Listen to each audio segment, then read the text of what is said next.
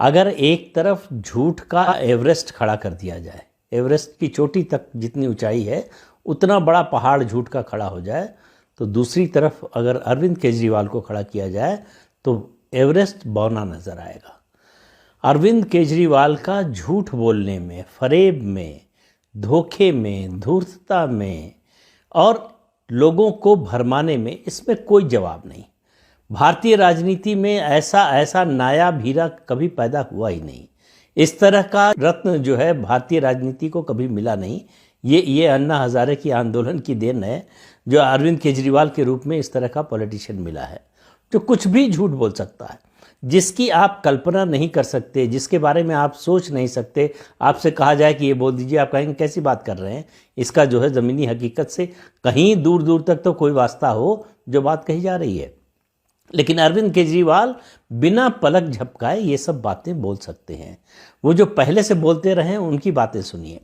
जो वो पार्टी बनाने के बाद 2012 में बोलते रहे कि ये नहीं लूँगा, वो नहीं करूँगा, कांग्रेस से समझौता नहीं करूँगा, वो सब बातें छोड़ दीजिए। 2014 के लोकसभा चुनाव में बनारस चले गए प्रधानमंत्री पद के उम्मीदवार नरेंद्र मोदी के खिलाफ चुनाव लड़ने। पहुंचने के बाद कहे 2 दिन में मैंने देख लिया है कि नरेंद्र मोदी हार रहे हैं और उनको वडोदरा पर ध्यान देना चाहिए। उस समय आपको याद होगा कि नरेंद्र मोदी 2 सीटों से लड़ रहे थे, वाराणसी और वडोदरा, गुजरात की सीट जो है, तो उनका उस पर ध्यान देना चाहिए, यहाँ से तो हार रहे हैं। इसी तरह से आपको याद होगा कि 2017 के पंजाब विधानसभा चुनाव में बीबीसी का कोई सर्वे उन्होंने बता दिया जो बता रहा है कि पंजाब में आम आदमी पार्टी को 100 सीटें मिल रही हैं। इसी तरह से अभी जो गोवा और उत्तराखंड का चुनाव हुआ उसमें कहा कि भारतीय जनता पार्टी हार रही है, गोवा में जो है उसकी स्थिति बहुत खराब हो गई है, आम आदमी पार्टी की सरकार बनने जा रही है। उत्तर प्रदेश के लिए कहा, उत्तर प्रदेश विधानसभा चुनाव के लिए, कि प्रधानमंत्री नरेंद्र मोदी बहुत नर्वस हो गए हैं क्योंकि बीजेपी बहुत बुरी तरह से हार रही है। उत्तर प्रदेश में चुनाव नतीजे के बाद आम आदमी पार्टी के विजय जुलूस की तैयारी हो गई।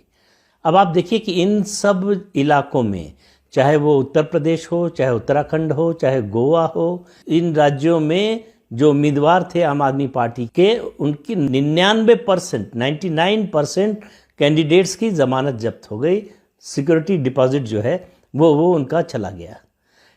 ऐसा झूठ बोलने के लिए बड़ी मोटी चमड़ी चाहिए।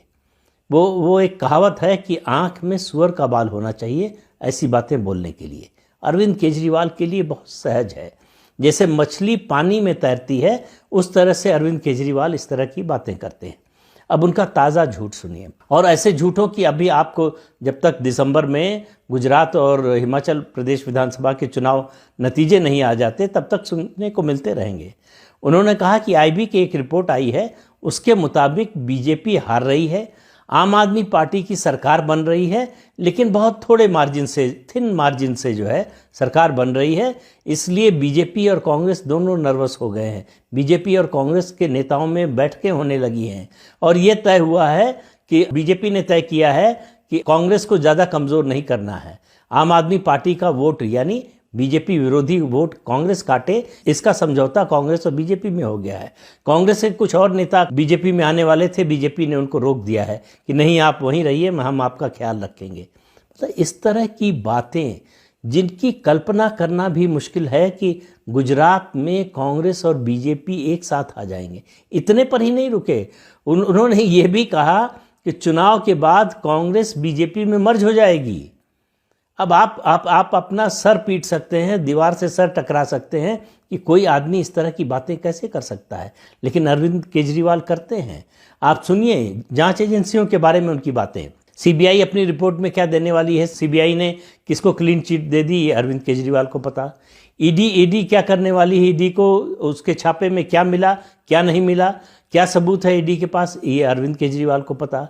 इसी तरह से आईबी की रिपोर्ट आपने सुन ली, तो उनकी बातें सुनकर आपको लगेगा कि इस देश की सारी इन्वेस्टिगेटिंग एजेंसीज और जो इस तरह की इंटेलिजेंस एजेंसीज हैं वो सब अरविंद केजरीवाल को रिपोर्ट करती हैं, प्राइम मिनिस्टर को नहीं।